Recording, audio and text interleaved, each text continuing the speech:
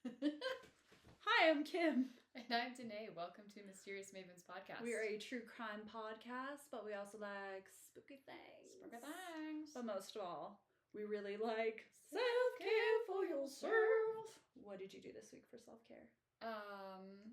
This week for self-care, God, I had it and then it just left my head. What did I do? Who among us? Oh, God. Okay, I remember. So I actually went to a yoga class, but it was a special one because there's this girl who takes my class all the time, and you were a happy mother duck. I was a happy mother duck because that made me laugh so hard. I was like, you know what? Fuck it. We're all mother ducks among us. She takes my class all the time, and then she was like, I think I want to do teacher training, and I was like, hell yeah, you should. Like, yeah, you should definitely be a teacher. And so then she took teacher training, and she like got through it, and then she auditioned at the studio, and now she has 2 classes on the schedule that are hers. That's amazing. And so I was like, I'm gonna come to your class, and I was like, that's like, tell me if it'll make you nervous. Like, I won't come if it makes you nervous. That was nice of you to ask. And she's like, no, you should come. And I was like, okay, I'm coming. So I came today, and I was so excited because I was like, I finally get to fucking like go to yoga. And she fucking killed it, dude. Like, she's like a natural, and she was that's amazing. Amazing. Her playlist was fire. Like, I was just like, yeah, I felt so like, you needed to do this sooner. Yeah, I was like, I felt like a proud mama duck. I was just like, oh my God, she's so good. She's killing it. She's killing it. So it was like, it felt good because it was like, you know, when you say at the end, like, the teacher in me sees the teacher in you. I was like, you're the teacher now. So it felt good. That's crazy. Yeah. So it was fun. It was like it was a sweet moment. So that was like my self-care that it felt good to like, I don't know, feel like, oh, like a mentor kind of. But but like she just fucking rocked it. She killed it. Like, you had it in you this whole time. Yeah. So shout out to Kylie. I don't really tell people at yoga that I do a podcast because, like, I don't know. I feel like they'd be like, why are you saying fuck all the time? I don't know.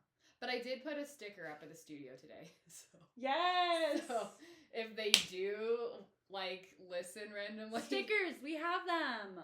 Then they'll see this side of me. So that was myself. Wait, somebody else's name is Denae? That's crazy. And like some people do know, but like I don't just like announce it in my classes or anything. It's kind of weird. It feels like self-promoting. Yeah. So that's kind of weird. I tell anyone who listens. I know. Like, for more than you're welcome. I know. I should be more like, I don't know. But you can't just be like, people are like, so yeah, that's when I decided like I had to break up with him. You're like, well, crazy. Anyways, did you know I have a podcast? Here's a sticker. Here's a sticker. Enjoy your sticker. Yeah. What did you do? So let me take.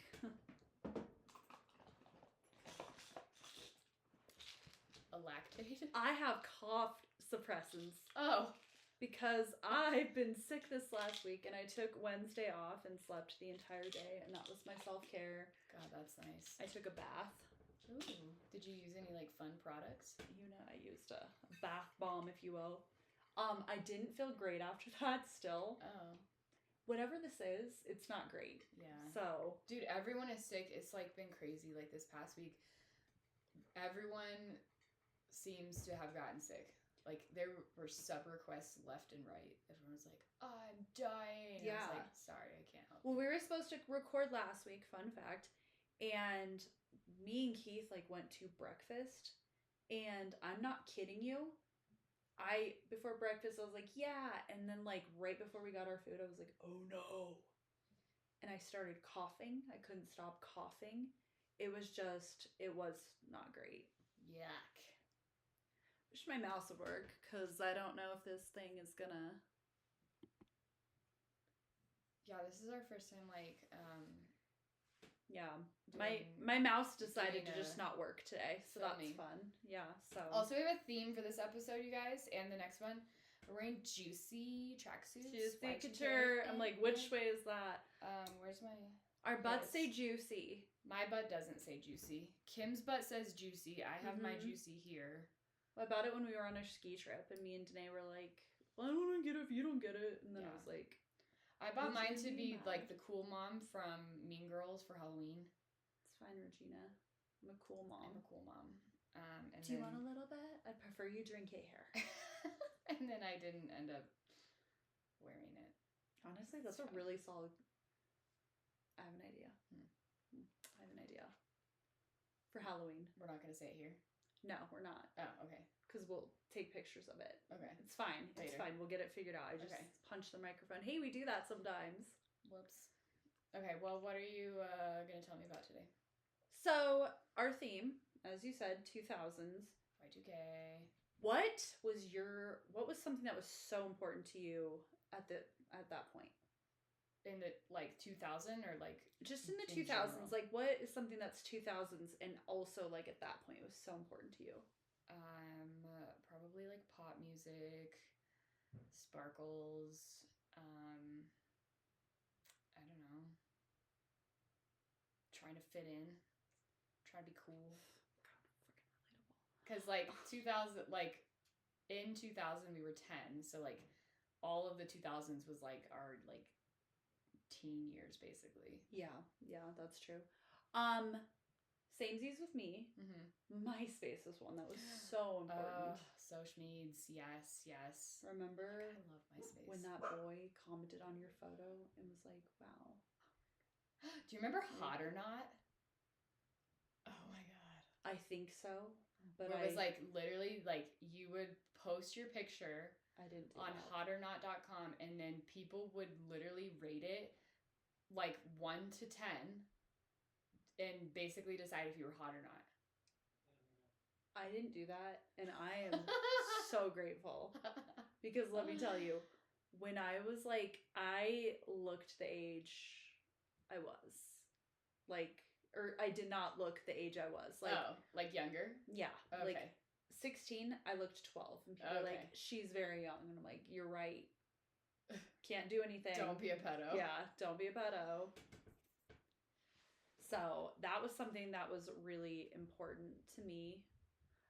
The Farmville Murders, but starring MySpace. Starring MySpace? It has nothing to do with the application Farmville.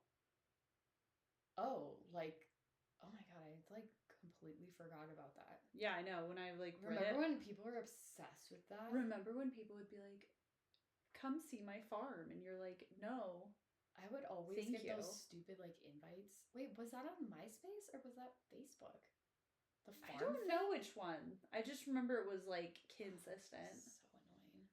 Guys, we don't want to go visit your farm. Stop sending me like things about the farm. I don't care. The last thing I want to see is your farm. I want to see the virtual farm.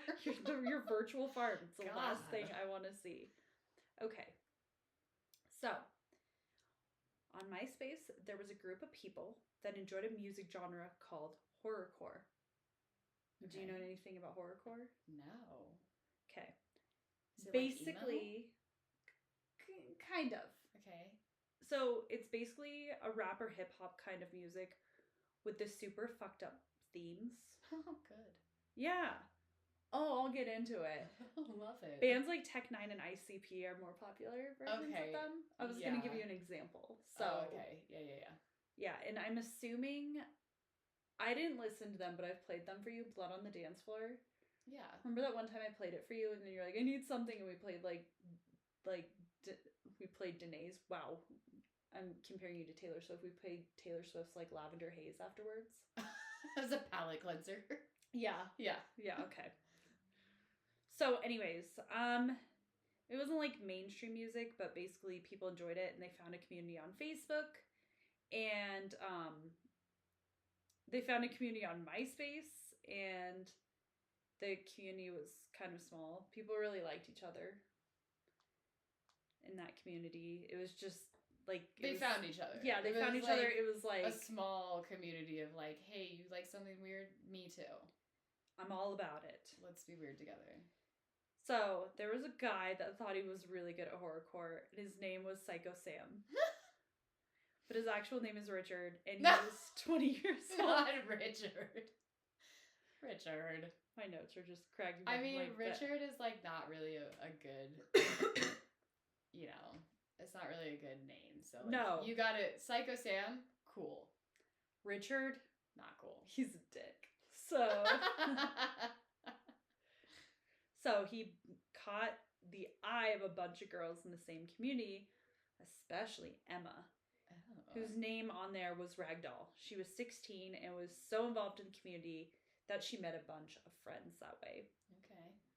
So Richard, who I will refer to as such because that's his fucking name, okay, lived in California with his parents. He was basically the outcast of the outcasts.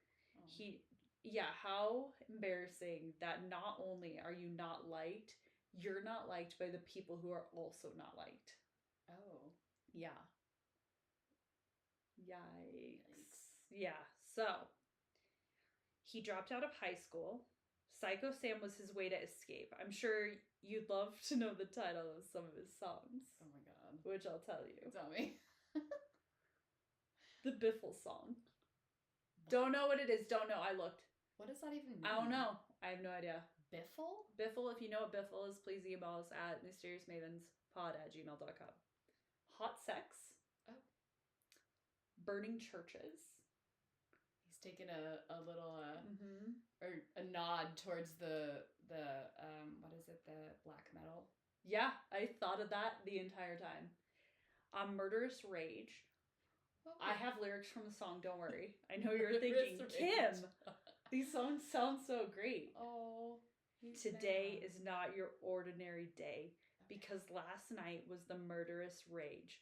But now I gotta get rid of the bodies before the corpses start to get to rotten. Uh-oh. It's good. It's poetic. It's dark. Mm-hmm. Yikes. Seek help. My Dark Side is another song title. Okay. These were my favorite titles. And I even had lyrics to one of them. So, you know. He's deeply disturbed. They're really, really deep and really well produced. How is he producing them? They're like breathy. Like, and I'm like, oh no. He sounds like me right now, pretty much. So, they were posted on his MySpace, and many people have tried to like find more, but they like had struggles. Like, I think these were the ones that people were able to find. Okay. But he hung out with other horrorcore enthusiasts in California. He didn't look like a bunch of the people in the community. I'm like looking at them and they're all like tattooed and like pierced, and then he's like, you know, like a nerd. So, anyways. So in 2009, Emma, who was 15 at the time but became 16 during this little situation, 20-year-old Richard and her kind of like had a thing. No, sir. You had a MySpace boyfriend. You need to calm down. Okay, he was 3 years older than me. She's 16, he's 20. No, I know. I'm on your side about this, but sir. I'd like to have words with your MySpace boyfriend. I like how you immediately were like, she's got me there. Anyways. But she lived in Farmville, Virginia, and which was pretty far from where he lived in Southern California. I was confused. Okay, I was thinking of like when people played Farmville. Yeah, that's why this threw me off, and that's why I wanted to state that at the beginning, that it had nothing to do with that, because you would assume, but it took place, I know, I tricked you, like a trickster. Got it. So Emma was homeschooled at the age of 14 after her parents separated. Her dad, Mark, was a pastor at church, and her mom, Deborah Kelly, was a professor of sociology and criminal justice at university. She basically was the absolute opposite of her parents, but they loved her so much and accepted her for her interesting interests. Oh. Like, the most opposite thing ever, but like so supportive. Good. That's how parents should be. Love when parents are supportive. I think it's great. Yeah, I wasn't like, good job, parents. Yeah, good job. That's like what you should do. So, Razakel was another horrorcore artist. What? Who? Razakel. Razakel? Mm-hmm. Okay. And she was on MySpace and had done some work on horrorcore, and she was friends with Richard, but Razakel was also friends with Emma. Okay. So, and she decided to introduce her to her friend Melanie Wells. Melanie Wells lived where Emma lived. So Razikel knew all these people. That's the thing. Is like Razikel was friends with everyone. Okay. She knew Emma. She knew Richard, but she also was like, you know, this girl's so sweet. I know another girl named Melanie who's like in her area. Maybe they should be friends. And Emma and Melanie became like that in 2008. Okay. So basically, what to know, Razikel knows everyone and is friends with everyone. She's like linking everyone up. She's Yes. like the thread of the friends. Yes. So this is how the two also met. Okay. And Richard and Emma, you know, she definitely had a crush on him. And he even like recorded a video where he's like, I don't know, she wanted me to like record a video. It's so crazy. I like don't know what to say to these. Like, you know, that kind of embarrassing thing. Ew. Yeah. So like talking about how he liked her? Yeah. He's like, so I guess like I'm making this video to say hi. Emma, so crazy. Yeah. I don't know. I feel like Kristen Wiig when I talk like that. You know what I'm talking about? Yeah, when she does her yeah. thing. I was like, oh, I feel like. Anyways, but he like posted a video like that, and it was like I was listening and I'm like cringing the whole time. So the two decided that they liked each other, and Richard wanted to come to Virginia to meet Emma. And at this point, Emma and Melanie were like, we're going to go to this horrorcore meetup. You should come. And he was like, yeah. And it was in Detroit, Michigan. Okay. Which would be, I don't know. Keith does this all the time. He won't even answer me sometimes. I'm like, do you want to do that? And he's like, sick. I'm like, anyways. Okay. Cool. So it was a 10-hour drive. Oh. From Virginia to Detroit. Which to me sounded kind of short for how far of a distance that is. I mean, that's kind of a fun road trip with your bestie. Exactly. So Emma's parents were actually okay with this, and they were like, we'll drive you. We'd like to be there. Your parents are coming? But they like weren't going to come to the thing. They just were going to go drive them. Listen, my parents wouldn't let me leave down the street. I mean, I respect them for like chaperoning, but yeah, that sounds not fun. And they're like, they were okay with it because they know she's doing it. Oh, for sure. Yeah. And be the ones taking her instead of her just like going behind their back. Yeah. So that was what they thought. And they were also okay with Richard coming to Virginia and staying at their house. So they could also, you know, make sure no hanky-panky happens. Yeah, no hanky-panky. Not on this trip. Not in this house. Not under my roof. So, before he went to Virginia, Emma had written on his wall, because you were able to write on people's walls on MySpace. Oh, right. Mm-hmm. Next time you check your MySpace, you'll be at my house. I love you so much, baby, forever and for always.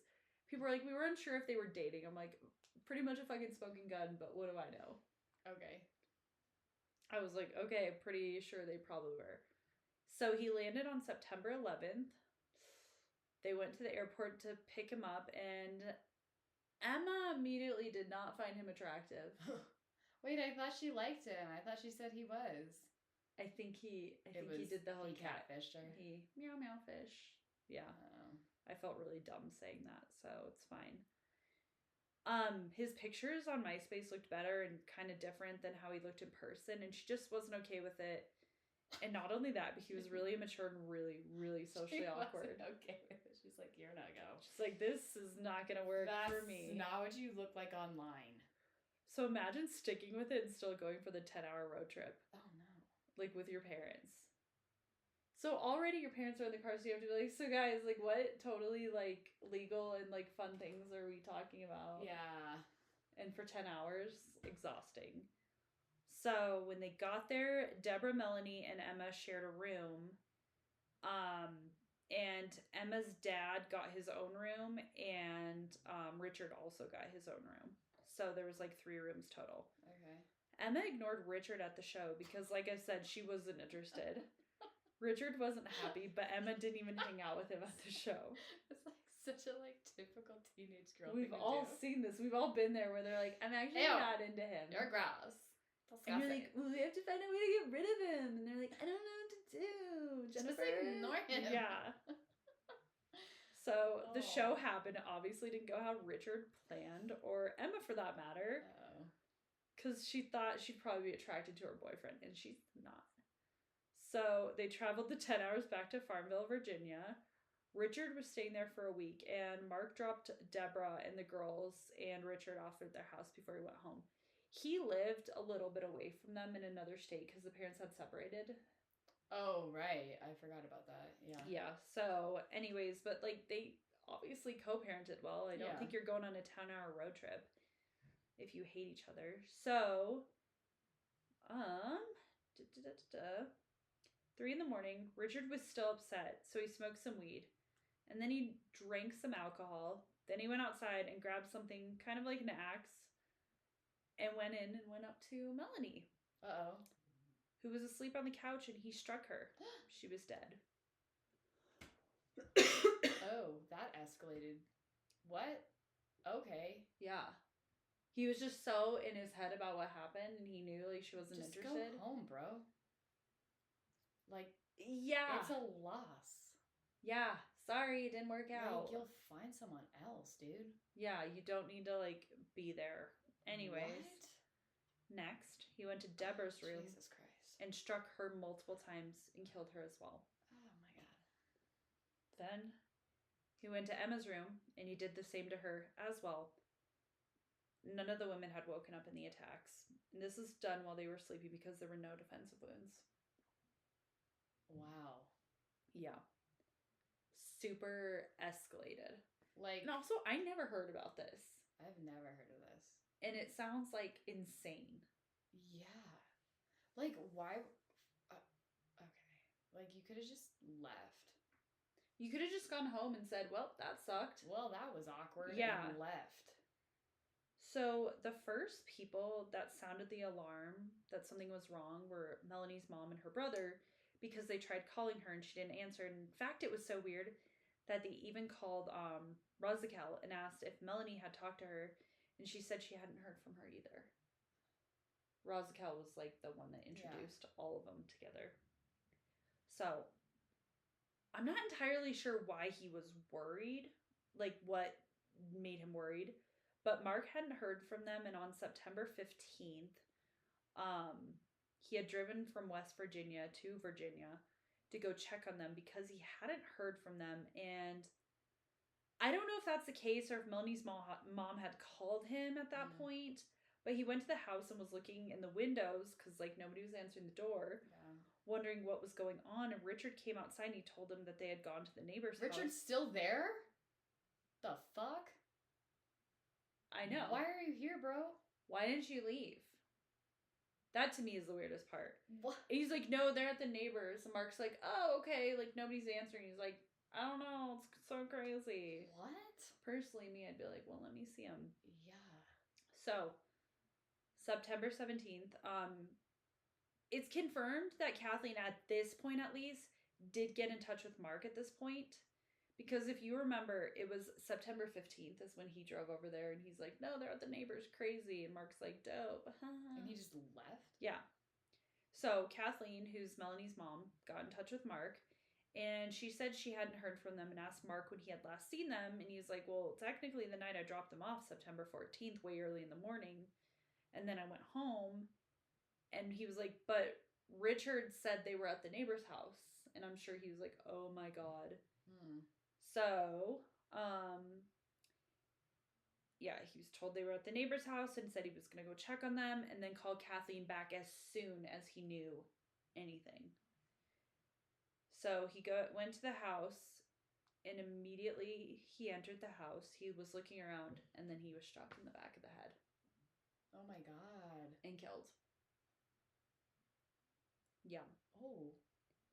Why are you still there? Why are you still there, dude? Why are you still there? Oh my God.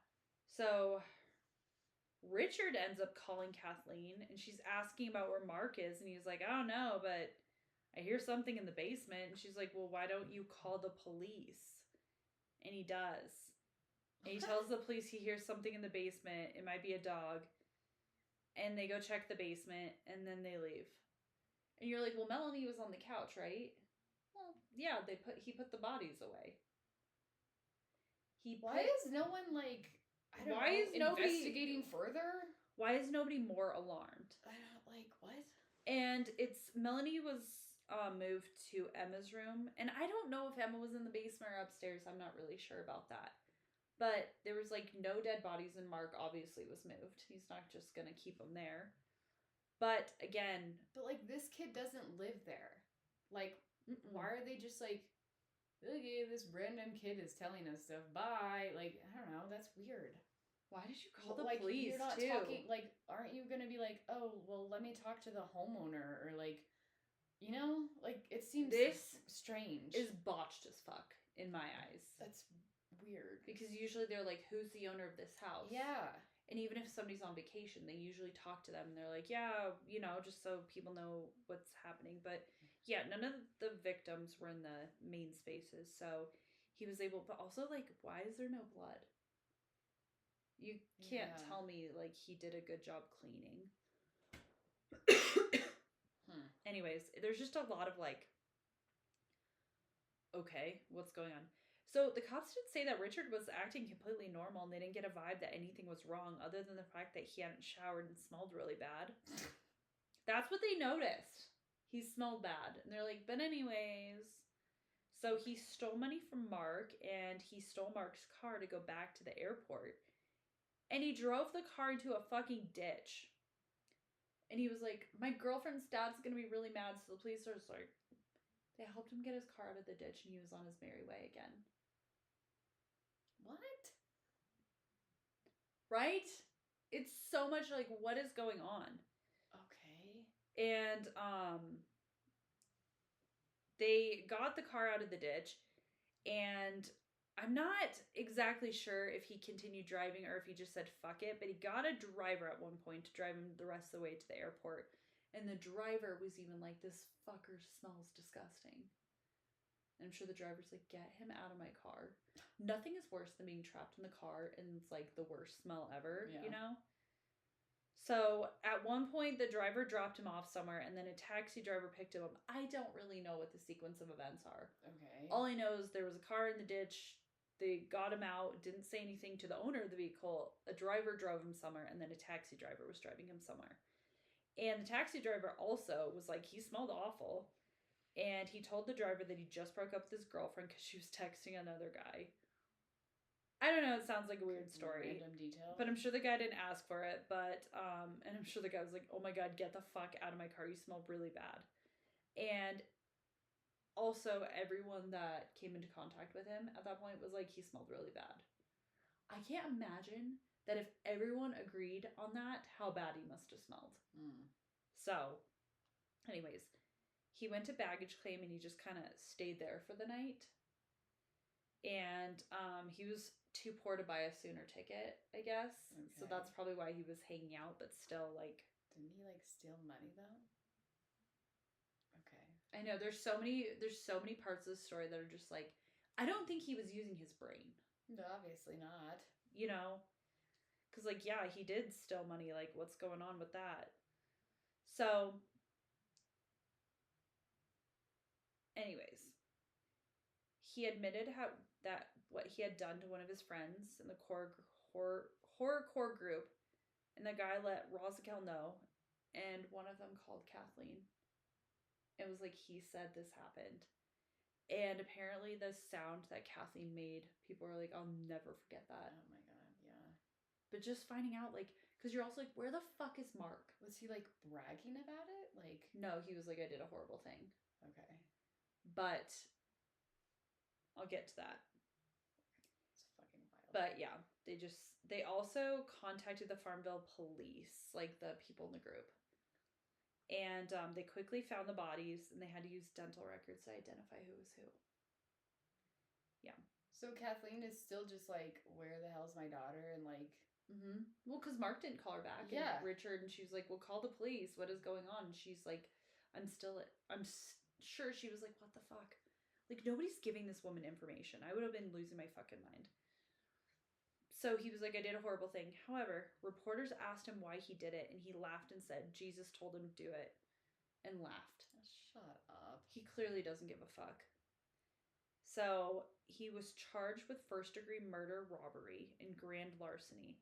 This came as a shock to everyone. Like, they were like, this guy? awkward guy. Like, it's him that did it.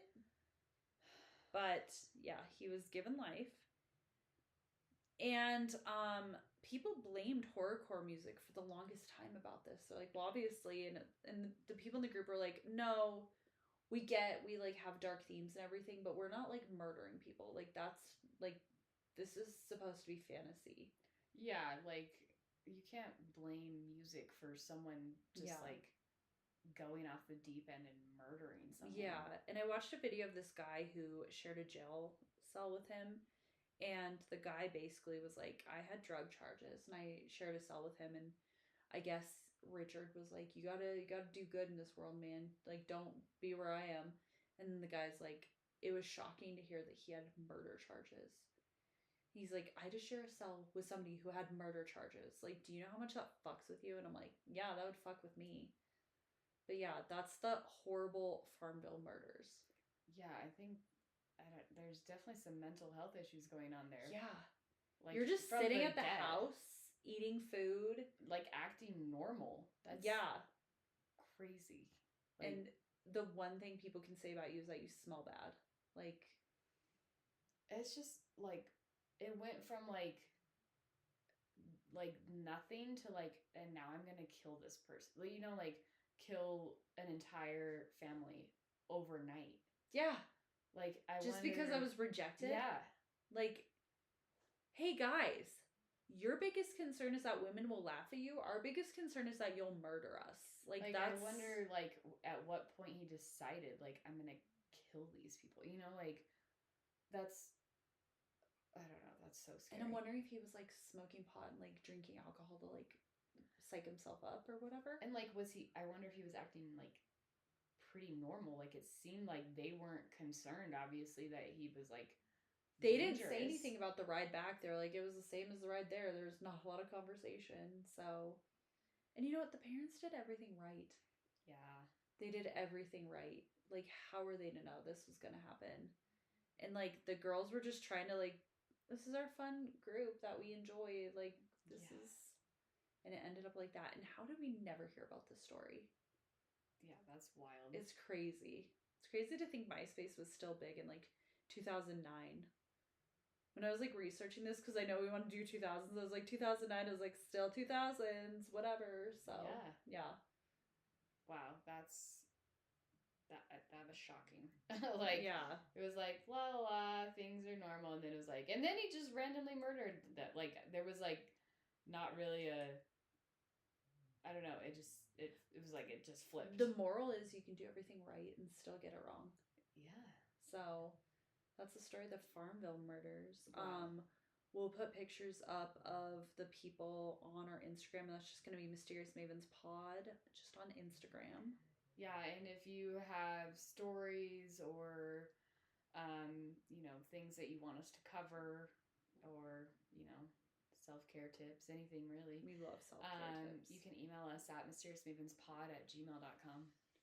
We are also on TikTok and Facebook, so hit us up. Find us there. Slide into our DMs. We are not on MySpace. We probably would be. Is it even still around?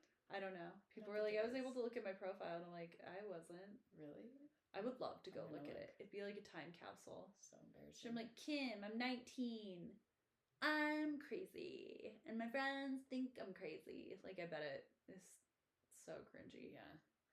Anyways, hit us up, and until next time, self-care yourself. Self-care yourself. Okay, bye. Bye.